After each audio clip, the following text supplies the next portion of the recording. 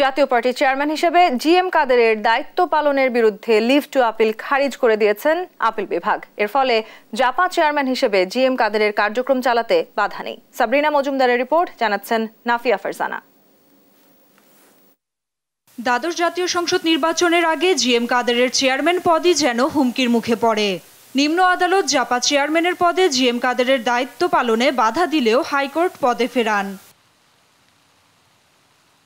রোববার আপিল বিভাগের জ্যেষ্ঠ বিচারপতি এম ইনায়েতুর রহিমের নেতৃত্বাধীন বেঞ্চ জিএম কাদেরের দায়িত্ব পালনের বিরুদ্ধে লিভ টু আপিল খারিজ করে দেন। একই সঙ্গে হাইকোর্টের দেয়া রুল নিষ্পত্তি করতে বলেছেন আপিল বিভাগ। জাতীয় পার্টির চেয়ারম্যান জনাব গোলাম মোহাম্মদ কাদের এমপি সাহেব, যিনি বর্তমানে বিরোধী দলীয় সংসদের নেতা, তিনি তার দলীয় কার্যক্রম সহ সকল কাজ করতে কোনো রকম বাধা নেই। উনি গঠনতন্ত্র অনুযায়ী ওনার যে ক্ষমতা আছেন এবং যে দলীয় কার্যক্রম পরিচালনার জন্য উনি আইনানুগভাবে এবং দলীয় সংগঠনের কার্য পরিচালনার জন্য চেয়ারম্যান হিসেবে অধিকারী, উনি এইসব কার্যক্রম চালাইতে পারবেন। শুনানিতে কোনো দলের চেয়ারম্যান পদ নিয়ে এভাবে উচ্চ আদালতে মামলা চলা ঠিক না, আদালতের এমন মতামত জানান আইনজীবীরা। He is the leader of the opposition. He is the chairman. He has been legally appointed chairman by the council.